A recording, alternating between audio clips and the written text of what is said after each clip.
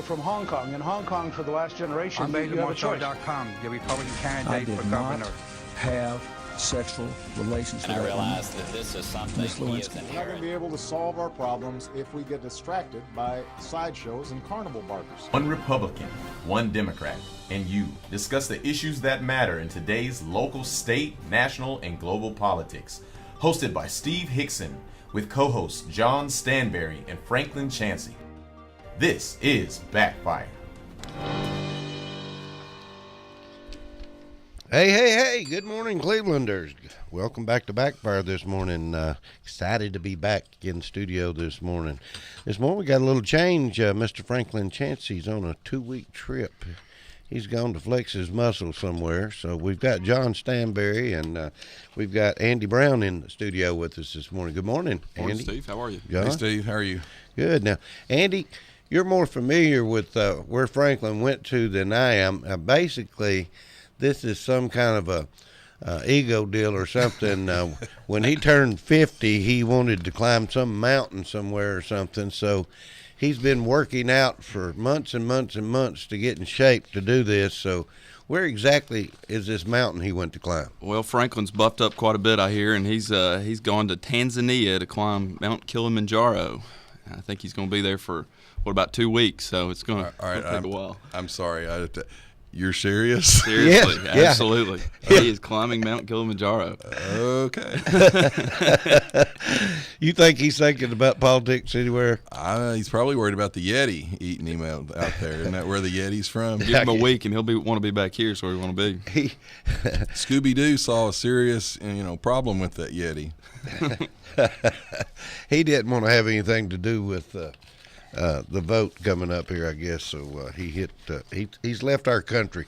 I'd say he has no cell phone service or anything there. That's right. So when he gets back in the studio here, John, you may have to bring him up to date on what's happened. Well, with Obama's popularity plummeting around the world, the people in Tanzania may bring him up to speed. That's right.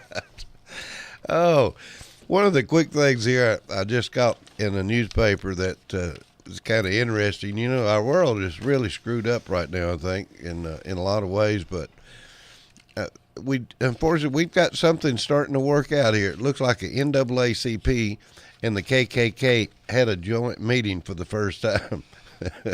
I can't imagine how these two ever got together. A meeting between the Wyoming chapter of the NAACP and an organizer for the Ku Klux Klan.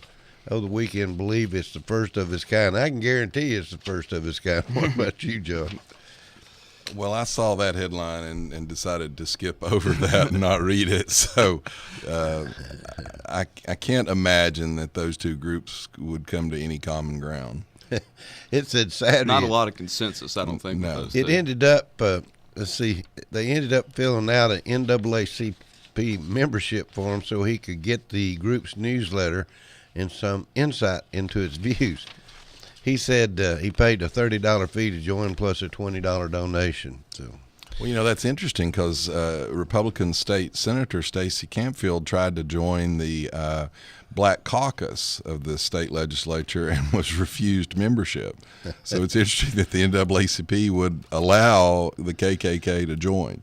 well, it says that he couldn't join the KKK because one of the restrictions was you had to be white. That's a little bit of a barrier, isn't it? Oh, I tell you, how that group ever got together would be amazing. I'd almost like to have been a fly on the wall and watched that meeting. NAACP and KKK.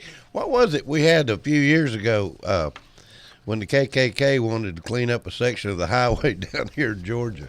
The problem was the sign. That really, to be honest, was a serious constitutional issue because there were no stipulations about hate groups or who, and don't get me wrong, the KKK would probably meet anybody's definition of a hate group, but how do you define a hate group? Who has authority to do that? And the problem was they didn't want that sign on the side of the road, this 2-mile stretch, cleaned up. Supported by the KKK. Sure. That was the problem. And then free speech got in and all kinds of stuff. Well, I think they ought to go back down there and apply for that permit to clean that that section of the highway up again. What difference does it make who cleans the highway up if they've got a sign there? Well, listen, there's serious issues sort of at the base of all this. You've got Senator Tim Scott is the only black serving senator in the U.S. Senate, and he wasn't invited to speak at the Martin Luther King memorial celebration last week because he's a Republican. A black Republican? He's the only black senator in the U.S. Senate. Now, wouldn't you think that would be someone that you might have come speak at the memorial, especially since Martin Luther King was actually a registered Republican? Yeah. How did we just go from the KKK cleaning up a highway to that? Because we're talking about inviting people and allowing people, and these groups get very proprietary with their membership, and sometimes, as I say, with the MLK ceremony, was that about MLK or was it about the Democratic Progressive Party? Mm-hmm.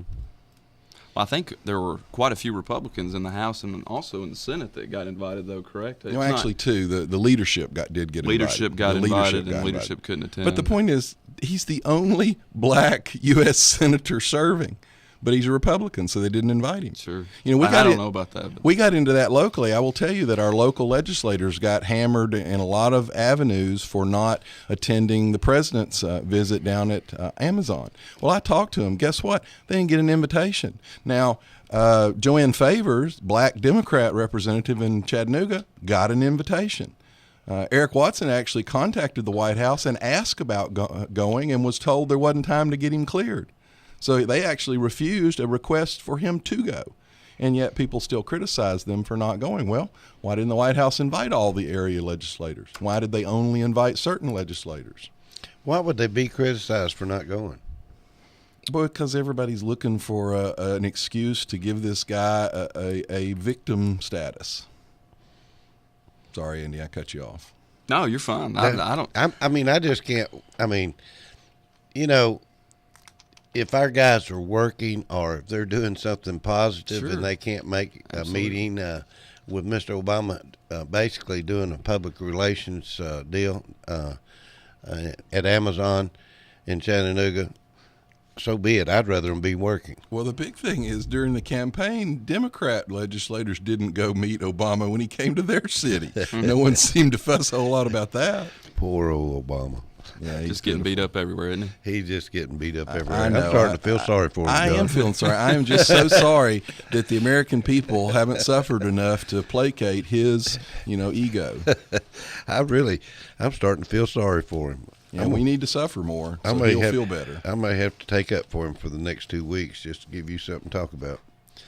Anyway, Andy, I want to change the subject a minute. I understand you're about to get married. I am about to get married. That's right, Steve. Let's see. When's the big date? October 12th. And you're a big day. And you're moving in with the one of the nice Cook family. Y'all are hooking up here. That's right. Yes, we're actually getting married. That's actually who I'm getting married. Not been the most articulate way to kind of discuss wait a minute. that. That's the new term that you use these days, man. I'm cool. Hooking up. I don't think it usually refers to marriage. I think it's a little shy of marriage. We're going to get married. We're excited about it. She's a wonderful girl, and that's a great family. So I'm happy to be involved with them. Well, fortunately, I knew her parents. I grew up with her parents, and you know them. I know them They're very still well. Here. I knew when she was born. And, are they staying after the marriage? I hope so. I do. I really hope so. I don't know if I can handle her by myself. Anyway, I just wanted to give you a big congratulations on that. Thanks, Steve. There's a old saying I could say that I'd probably get in trouble, but I'll go ahead and say it now. This is a joke, everybody. This is a joke, okay? I don't take this literally, but I always ask somebody what the definition. Do you know what the definition of marriage is? And then they usually say no. Andy, I've already talked to him about this morning. This was off the air, yeah. Yeah, and I said, probably should have stayed, right? I said no. I said, what is it? I said, it's like a hot tub of water. After you said it in a while, it's not so hot anymore. Dum-da-dum-dum. Oh, I'm going to get shot on that one. You're married, and you got a wife you have to go home to. And let me say, I've been married 40 wonderful years. Cool. Listen there, perfect. That's right. Volkswagen. But We've got a new subliminal. Go ahead and put it back on. We got a subliminal message that pops up. Well, I mean. That's our new subliminal. Andy, don't worry about those cheap headsets. Just stick them on. Perfect. Volkswagen UAW pushing Chattanooga plant talks again. What do you think about UAW coming into Chattanooga? I think they have a right to have a vote. I think if the workers vote them in, I think they're cutting their own throat, and it'll be a gigantic mistake and disaster. I think, unfortunately, I'm gonna have to agree with John this time. It's totally up to the business to make that decision, but I think it's a tough road for them to hoe right now. I think the state of Tennessee is not really built and very supportive of having unions. So the whole reason we've gotten the industry that we've gotten, and the whole reason that the auto industry in particular has moved from up north to down south, is the right to work laws, which Tennessee has had for a long time. So humanity has a tendency to do that. You have a benefit, you enjoy that benefit, and then you promptly work to kill that benefit. And it's interesting that I'm fairly certain that it's something that's been floating around just through the employees at Volkswagen. That's the only reason that it came up. And that, well, there's more to it than that. Volkswagen, at all their European plants, are required to have this works council. This is where the real problem comes in. It's when the federal government starts picking winners and losers in our society. Our federal government says that if you're going to have a representation, it has to be the union. So it's actually our federal law that is forcing the VW workers to have to vote on this. In Germany, the plant itself can just form a committee of employees to go meet with management, and that's the way that works. But under federal law, which there's no reason for this federal law except that the Democrats in Congress wanted to make sure and help guarantee the unions could remain viable, they have to be allowed to vote for the union. And it's just, I think it's just the observation I was just trying to make is that, if the employees over there want it, and there's enough of them to support the idea that there even be this quote unquote works council or that the union become involved, it has to be something that's pretty well supported. And if they make that choice, that's their choice. But but the point is, it's not. But think about it. It's not a choice, though. They don't have a choice between a works council or the VW or the union. If they have a works council by federal law, it has to be the union. I think you're splitting hairs at that point, though, aren't you? I mean, no. It's a majority vote of the employees. Well, let me give you a to even establish the works council, if you could even have. Well, no, because VW, now there's some internal politics there too, because one senior VP said it has to have the works council. Another one, when Corker and Haslam and several of them kind of balked at that, they came back and said, oh, he was speaking for himself. So there's a little bit of argument about what VW requires. But my point is, say, for example, now there's actually two viable teachers union organizations. What if the government came in and said, if you're going to be represented, it has to be by the NEA. You can't choose, the Federated Teachers Association. Mm-hmm. That wouldn't be fair, but that's what this federal law does. It says you can't form just a council among your employees in Chattanooga. It has to be a representation of the UAW. Sure. That's wrong. Government should not be involved in forcing people to choose a union. Yeah. And all that aside, I think the point we're both trying to make is that the company can make that decision, and that's something that should be supported, right? Facilitated. Assuming that setting the federal side, setting aside the unfairness of the federal law. Absolutely, we can't do anything about that sitting here. Well, we hopefully Congress shouldn't be. I wouldn't want them to say you can't have the UAW, but by the same token, I don't want them to say you have to have the UAW, and that's effectively what this federal law said. It said if you're going to have representation, it has to be the UAW. Well, Haslam's not for it. He's butted in and says he doesn't know. If they need to get involved in this, and basically the same comments you made. It's strange to me that the UAW has sent representatives to Germany to talk with them over there. They're going to go behind the closed doors and talk to them. Well, there's a problem with the votes as well. The Democrats in Congress. It's amazing to me that they can talk about freedom, and yet they have pushed this basically opposition to actually a blind vote, which our democracy is sort of based on. They want the union, and I'm going to say thugs, people could argue over that, but they want the thugs union is a good word. To come with a card and surround an employee and say, do you want the union or not? Here's the card. Mark it in front of us. The Republican position on that is, yes, you should have an election, but it should be a closed, secret ballot election. Now imagine that. The Democrats and the unions are opposed to a secret ballot election where people, individuals, are free to, in private, vote however they want. Andy, I'm going to ask you a real hard question. All right. Do you think everyone should have an ID in the United States to vote? An ID to vote. I think there should be an exception for those individuals that are so old they do not have a photo ID. And that's about the only exception that there should be. Now, in terms of some sort of federal identification that goes beyond a state level, if you possess a federal ID, I think you should be permitted to vote in state elections. And I think if you have a state ID, you should also be able to vote in federal elections. I don't think that we need to distinguish necessarily between different types of IDs and what qualifies. As long as it's produced by a sovereign body, then it should qualify. I think most of the legislation in most of the states, that was the language, Mm-hmm. that if it was now they didn't allow Memphis Sure. library cards no, and things like that. Fake ID from Chattanooga State. I wouldn't think you'd be able to take the Memphis library card on that. Well, the funny thing about a Memphis library card, I shouldn't say Memphis. I know that the Cleveland Public Library, you have to show two forms of Right. identification to check out a book. Right. Right. I mean, it's amazing that there's so much hoopla about not having an ID to go vote. I mean, to me, that makes no sense. Well, every state that passed it, Georgia, for example, when they passed it, all the liberals went up in there and said, oh, it's going to suppress the minority vote. Minority vote actually went up relatively significantly after it was passed.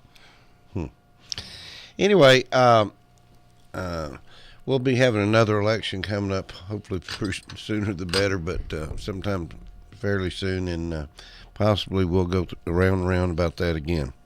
Well, the Pennsylvania law, a federal judge had suspended it from being put into place before the November election in 2012 because they said, oh, there's not time to properly get it installed. Well, surprisingly, they've had some local elections. He suspended it again.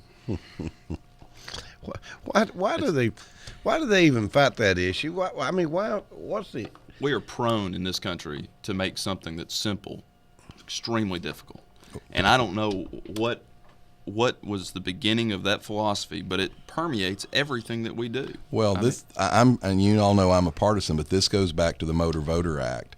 The Democrats want to be able to bus people in. The Obama administration is opposing, I think it's Ohio and a couple of the states have reduced the number of days of early voting, and they're being sued by the Department of Justice. Well, the reason for that is the more days you can run a bus and haul people in, the more votes you can pack in. Mm-hmm. And by the same token, if all those people have to have an ID, in other words, if they have to have actually thought about the fact that they wanted to vote, then you can't put them in a bus, put a card in their hand with all the people you want them to vote for, and bring them in there to do it.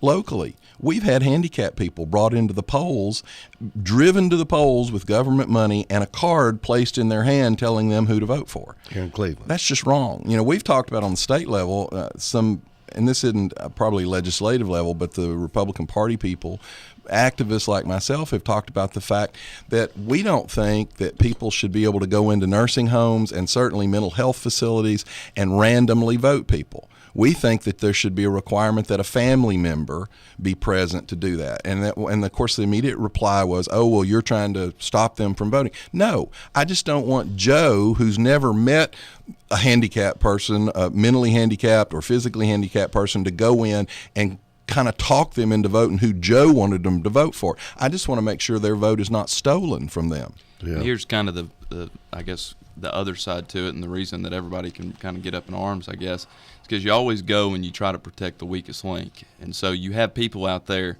who are legitimate voters who don't have that photo ID, or, in John's scenario, they can't get to the polls, and maybe they would need a family member under his scenario. But we don't want to disenfranchise those people from being able to get out there and vote too. So that's where that's where the rub kind of comes in. But there has to be some sort of common ground at the end of the day. Well, but the real problem here is, how do you define disenfranchise? Because if I tell someone you can't vote without a photo ID, then I get accused of disenfranchising their vote. But if someone else goes in and say this person is mentally handicapped and talks them into voting for who they want, didn't they not only disenfranchise them but actually steal their vote? Well, I'm not. I guess you're looking at one significant extreme. I'm talking about the person who may have a license that expired 2 days before the election that won't be accepted because it's not a valid form of government identification. Actually, that's not true either, because none of the bills said it had to be active. It said it had to be effective.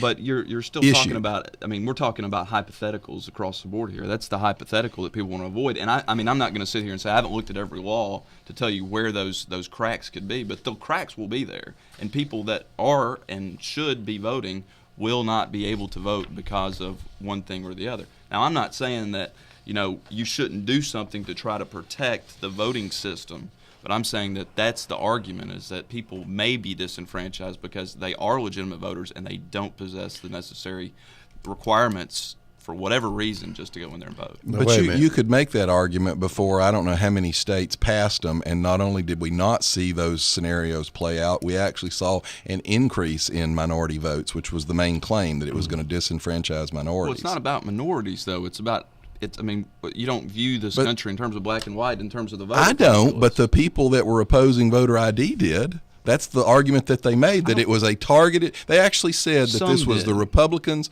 were targeting minorities to try and suppress their votes. Some did. I don't think that's a universal. Well, let's put it this way: that's ABC, NBC, CBS, all of them, CNN, Fox News. No, Fox didn't say it. I don't think, did they? I think they did. If anybody said it was Fox News. Get out of here. Oh, I've got to read a joke. God, I hadn't done this in a long time. I've got a joke. Second Are you going to get in trouble for this too? Yeah, the second joke today. Bob was sitting on the plane waiting to fly to Detroit when a guy took the seat beside him. The guy was an emotional wreck, pale hands, shaking, moaning in fear.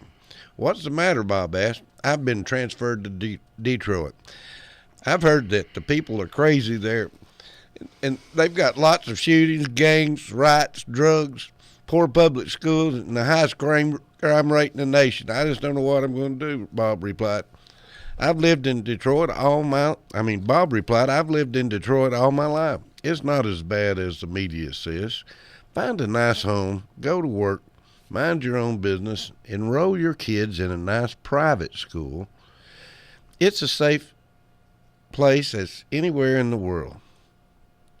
The guy relaxed and stopped shaking and said, "Oh, thank you.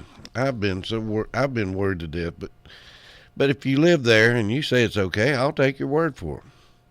By the way, what do you do for a living?" The guy says, "I'm a tail gunner on a Budweiser truck." Oh, well, that's a World War II machine gun person on the back of an airplane. I know.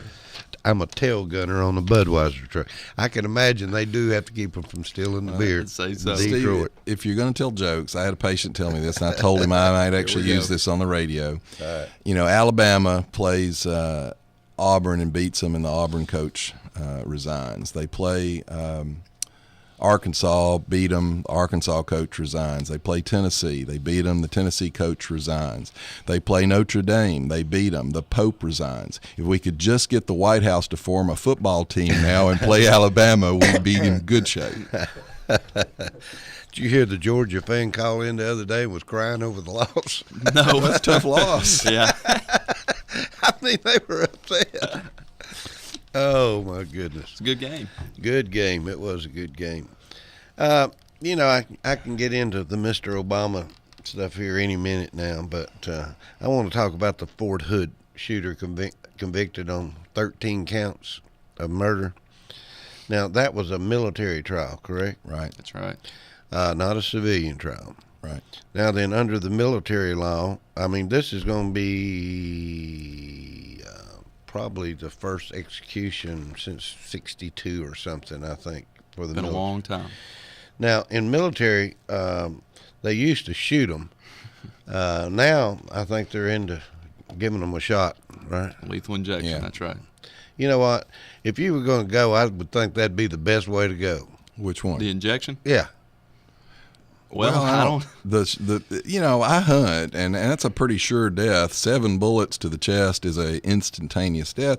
You also have a problem with the way the firing squad works. Is if there's 8 shooters, Right. 1 shooter has a blank, Right. and the idea of that is each shooter can, in his conscience, say, "Well, maybe I had the blank." Right.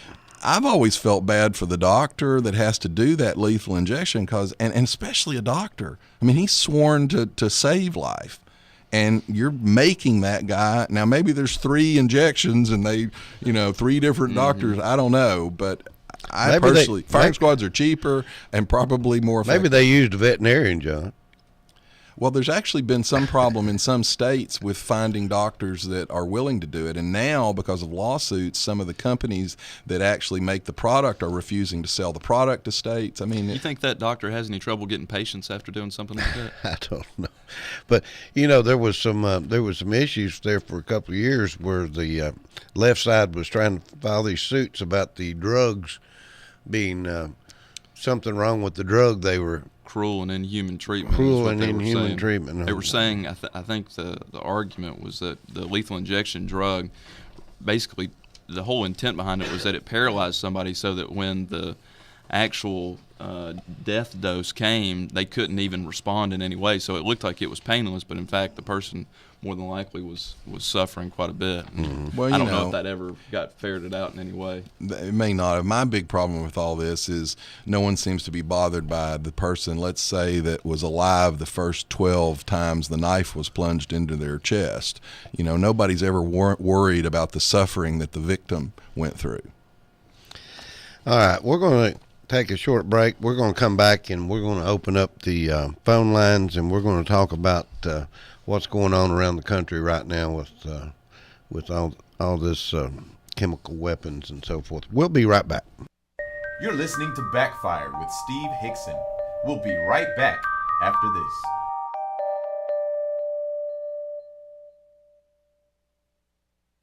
You are listening to WOOP-LP, Cleveland.